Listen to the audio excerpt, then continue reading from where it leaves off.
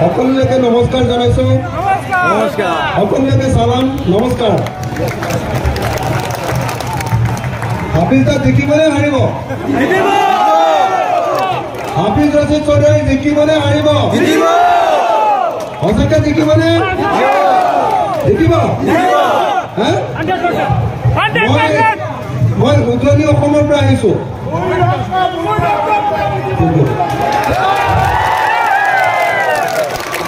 মই উজনি অসমৰ পৰা আহিছো। যোৰহাটত আৰু ডিব্ৰুগড়ত কেম্পেইন কৰি আছিলো। মই আপোনালোকক প্ৰথমতে খবৰ দিলোঁ যে যোৰহাটত আমি বিৰোধী ঐক্যমঞ্চৰ প্ৰাৰ্থী ইণ্ডিয়াৰ প্ৰাৰ্থী গৌৰৱ গগৈক অতি কমেও 2 লাখ ভোটত জয়ী কৰা। আৰু ডিব্ৰুগড়ত আমাৰ বিৰোধী ঐক্যমঞ্চৰ প্ৰাৰ্থী লুৰিণজ্যোতি গগৈ জিকিব। অতি কমেও 1 লাখ ভোটত জিকিব। মই আপোনালোকক জনাব খুজিছো যে উজনি অসমখনত গোটেই যিমানবিলাক আমাৰ খিলঞ্জীয়া মানুহ আছে, খিলঞ্জীয়া যেনেকৈ বৰাকত মুছলমান মানুহবিলাক খিলঞ্জীয়া, আমাৰ উজনি অসমৰ যেনেকৈ খিলঞ্জীয়া মানুহবিলাক আছে, আমাৰ সকলো খিলঞ্জীয়া মানুহে এইবাৰ বিজেপিক বৰ্জন কৰিছে। এইবাৰ খিলঞ্জীয়া মানুহবিলাকে বিজেপিক বয়কট কৰিছে। কৈছে যে বিজেপিৰ গুণ্ডাগিৰি বহুত বেছি হৈ গৈছে, ইয়াক আৰু সহ্য কৰিব নোৱাৰে। বিজেপিৰ দাদাগিৰি বৰাকত পাইছে নে নাই? বিজেপিৰ দাদাগিৰি আছে নে নাই বৰাকত? আৰু বিজেপিৰ সৰু ভাই AIDFে দাদাগিৰি কৰি আছে নে নাই? মই MLA, আমি 126 জন MLA একেলগতে থাকো। মই সদায় ভাবি থাকো যে বিজেপিৰ বিৰুদ্ধে বিজেপি হ'ল হিন্দু ধৰ্মৰ এটা মৌলবাদী দল, হয়নে? এটা মৌলবাদী সাম্প্ৰদায়িক দল নহয় জানো? তো মই সদায় ভাবি থাকো যে মুছলমান ধৰ্মৰ মানুহ আহি AIDF বনাইছে, তেওঁলোকৰ সদায় কেতিয়াবা এছেম্বলিত কাজিয়া হৈ যাব নেকি এনেকৈ ভাবি থাকো। সদায় মই এনেকৈ ভাবি থাকো দেই, বহুত ডাঙৰ কাজিয়া হ'ব নেকি। কিন্তু সদায় দেখি থাকো যে বিজেপিৰ লগত অকল মোৰ কাজিয়া হয়, মোৰ লগত বহুত ডাঙৰ কাজিয়া হৈ যায়। কিন্তু AIDF আৰু বিজেপিয়ে ইটোৱে ইটোক পিঠি বজুৱাই থাকে। ইয়াত বিজেপি আৰু AIDF মিলি আছেনে নাই?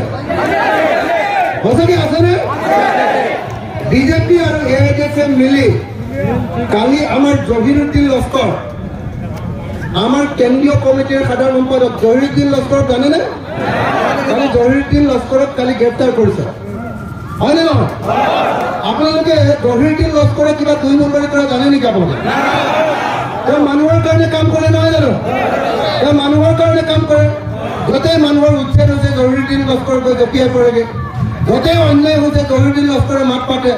জহিৰুদ্দিন লস্কৰ আপোনালোকৰ বৰাকৰ পৰা উঠি অহা এজন অত্যন্ত গুৰুত্বপূৰ্ণ জাতীয়তাবাদী নেতা। সেই উঠি অহা জহিৰুদ্দিন লস্কৰক কলিতে মাৰি পেলাবৰ কাৰণে হিমন্ত বিশ্ব শৰ্মা, বিজু হাজৰিকা আৰু কৰিমুদ্দিন বৰভূঞা তেওঁলোকে মিলি জহিৰুদ্দিন লস্কৰক এতিয়া জেল দিব খুজিছে।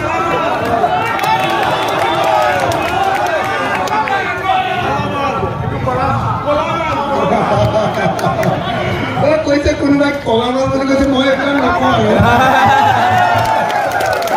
মই আপোনালোকক এটা কথা কওঁ দেই, বৰাক উপত্যকাৰ মানুহক ব্ৰহ্মপুত্ৰ উপত্যকাৰ মানুহে অন্যায় কৰে বুলি,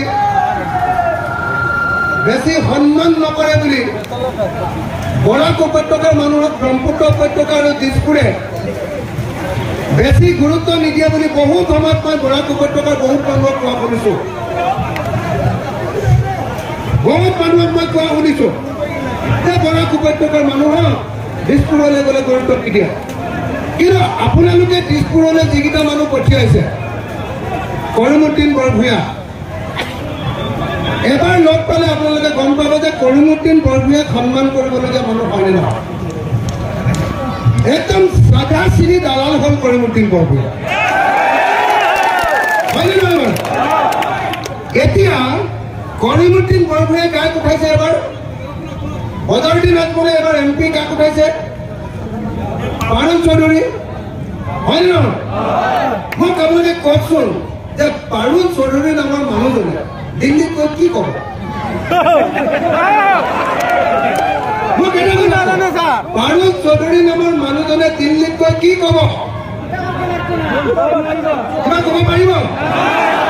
কৰিমগঞ্জতে যি মানুহজনে মুখেৰে মাতিব নোৱাৰে, কথা ক'ব নোৱাৰে, অসমত যিজন মানুহৰ ভইচ আজিলৈকে মই কোনোদিন শুনা নাই, হয়নে?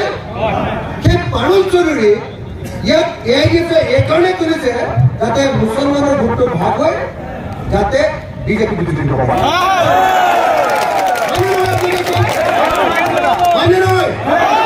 ইয়াৰ বিপৰীতে আমি যিজন কেণ্ডিডেট তুলিছো হাফিজ ৰছিদ কি নাম? হাফিজ ৰছিদ আহমেদ চৌধুৰী।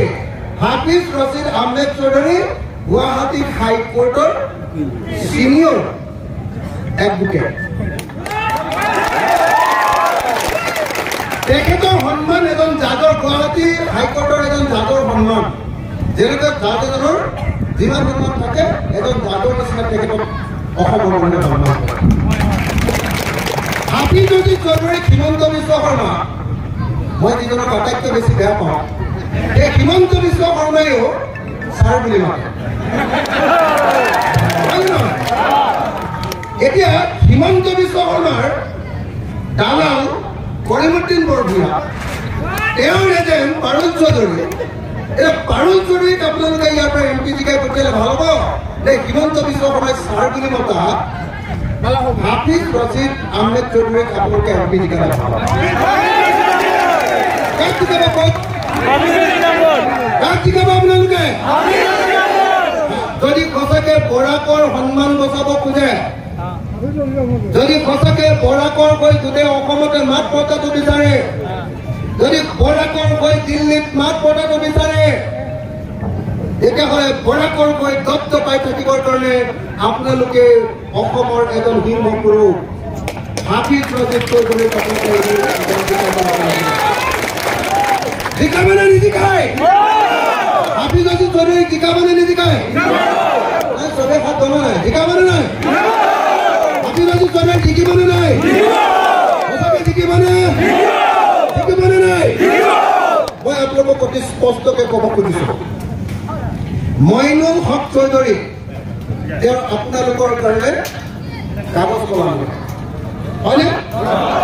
মইনুল হক চৌধুৰী ইঞ্জিনিয়াৰিং কলেজ আনিলে, বৰাকৰ কাৰণে আনিলে নে নাই? মইনুল হক চৌধুৰীৰ দিনতে যিকেইটা উন্নয়ন বৰাকত হ'ল, তাৰপিছত আৰু কোনো ধৰণৰ উন্নয়ন বৰাকত আমি কৰা দেখা নাই, হয়নে নহয়? মইনুল হক চৌধুৰীয়ে বনোৱা কাগজ কলটো বন্ধহে কৰিলে, নতুনকে এটা কাগজ কল কোনো বনাব নোৱাৰে, হয়নে? তাৰপিছত বৰাকত আপোনালোকে যিবিলাক এমপি জিকা আছে সেই এমপি বিলাকে বিশেষ কাম কৰিব পৰা। এতিয়া বৰাকৰ মানুহে এজন ভাল কেণ্ডিডেট পাইছে, তেওঁৰ নাম হাফিজ ৰছিদ আহমেদ চৌধুৰী, হয়নে? যদি হাফিজ ৰছিদ আহমেদক আপোনালোকে জিকাব পাৰে, যদি হাফিজ ৰছিদ